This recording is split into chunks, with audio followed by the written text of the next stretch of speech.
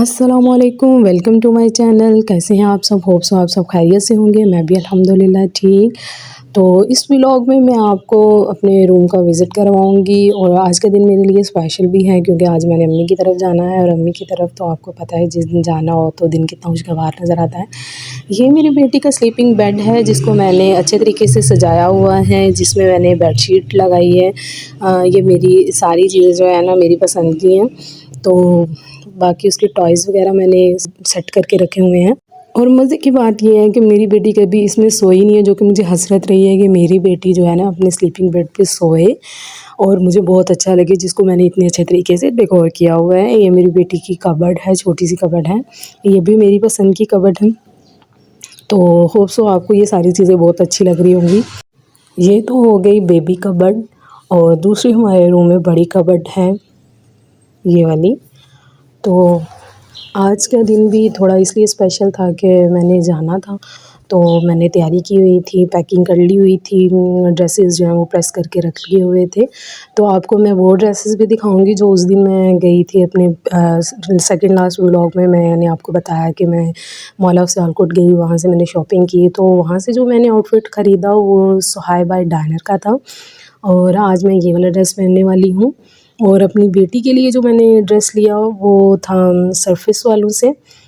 तो एक ये वाला ड्रेस लिया था, दूसरा ड्रेस भी मैं आपको दिखाती हूँ, वो भी मैंने सरफेस वालों से ही लिया था। लेकिन अफ़सोस मुझे बाद में ये हुआ कि जब हम थर्ड फ्लोर पे गए तो वहाँ पे 60% ऑफ लगा हुआ था और फिर मुझे जो शौक़ लगा फिर मैं क्या कर सकती थी क्योंकि मैंने पहले ही दोनों ड्रेस ख़रीद लिए थे और मेरे पास गुंजाइश नहीं थी कि मैं मज़ीद ड्रेसेस ख़रीदूँ। तो ये वाला सेकंड ड्रेस है, ये भी मुझे बहुत अच्छा लगा। ये मैंने विंटर सीज़न के लिए लिया था। हम हो चुके थे रेडी और निकल पड़े अपने अम्मी के घर की तरफ। और ये जो सफ़र होता है ये बहुत ही खूबसूरत लगता है मुझे जब मैं अम्मी के घर की तरफ जा रही हूँ। लेकिन जब उधर से वापस आ रही हूँ ना तो फिर भी सफ़र खूबसूरत होता है, लेकिन मुझे नहीं लग रहा होता। तो ये मेरा ख़्याल है हर लड़की की कहानी है, हर मैरिड लड़की की कहानी है। तो रास्ते में हम रुके, हमने सोचा अम्मी लोगों की तरफ कुछ लेते चलें। तो मेरी जो बेटी है ना वो बहुत एक्साइटेड होती है ऐसी जगहों पे जाने के लिए, उसकी तो ईद हो जाती है क्योंकि वहाँ इसको मिलते हैं अपने मनपसंद स्नैक्स, केक, चॉकलेट्स, जूस और इसलिए वो बहुत एक्साइटेड होती है। तो फाइनली हमने डिसाइड किया कि हम केक लेंगे और अपने लिए हम लोगों ने सैंडविच लिए और जूसेस लिए, स्नैक्स लिए। इनकी बेकरी का सामान बहुत लज़ीज़, बहुत साफ़ सुथरा माहौल था, बहुत ही मज़े की इनकी चीज़ें थी। तो मैं भी आपको रेकमेंड करूँगी कि अगर आप कभी बेकरी के लिए कुछ ख़रीदना चाहें तो हॉट केक से लें। It's a very amazing shop. फ़ेरी बेटा तो अपनी मर्ज़ी के जूस वग़ैरह ले रही थी। हमारी चीज़ें हो गई कंप्लीट, हम वहाँ से निकले अपने घर की तरफ। मेरी अम्मी का घर काफ़ी दूर पड़ जाता है हमें और तकरीबन ही वहाँ पहुँचते-पहुँचते हमें 1 घंटा लग जाता है, कभी-कभार तो 1 घंटे से ज़्यादा टाइम भी लग जाता है क्योंकि अगर ट्रैफ़िक ज़्यादा हो तो फिर तो आपके जो है ना 2 घंटे पक्के हैं।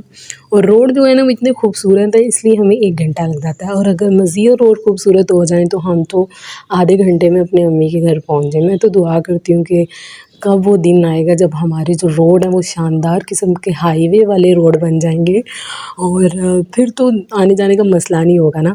इतने टूटे-फूटे रोड हैं कि हमने अम्मी के घर से सिटी आना हो तो भाई के तरले करने पड़ते हैं। वो भी बोलता है कि भाई रोड इतने ख़तरनाक हैं, वहाँ नहीं जा सकता, सिटी नहीं जा सकता मैं। और अगर अम्मी के घर आना हो तो अभी बोलते हैं कि भाई रोड बहुत गंदे हैं, वहाँ नहीं जा सकता मैं। फाइनली हम अपनी अम्मी की तरफ पहुंच चुके थे। वहाँ पे ऑलरेडी मेरी सिस्टर आई हुई थी और कज़न्स आपस में मिलके बहुत एक्साइटेड हो रही थी और मेरी जो बेटी है वो तो बस कहती है कि बच्चे हों जहाँ पे मैं हूँ। तो हमारे भाई ने हमारे लिए दावत का एहतमाम किया हुआ था और जिसका बहुत ही हमने मज़ा लिया, बहुत इंजॉय किया इस दावत को। और मिलजुल के हम बहनों ने, भाभी ने सारी डिशेस रेडी की, जिसमें था चाइनीज़ चावल थे, मटन था, चपाती थी और स्टीम था। जो स्टीम बनाने का जो शुगर लगा ना वो बहुत ज़बरदस्त था, क्योंकि हफ्सा ने बोला था, हफ्सा अली आबादी ने बोला था कि मैं स्टीम बनाऊंगी, लेकिन आपको मैं बताती चलूँ कि उनको इतना आइडिया नहीं है कुकिंग का। तो फिर जो है ना मेरे हब्बी ने उनका साथ दिया, उनको बताया कि कैसे आप स्टीम जो है ना रेडी करेंगी।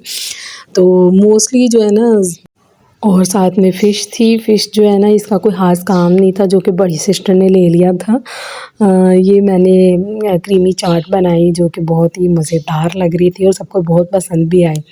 तो ये मैं अभी आपको स्ट्रीम बनाने का थोड़ा-सा तरीका बताने लगी हूँ। अगर आप चाहेंगे, अगर आप कहते हैं तो मैं इसकी फुल वीडियो भी अपलोड कर दूँगी, अगर आप कमेंट में बताएँगे।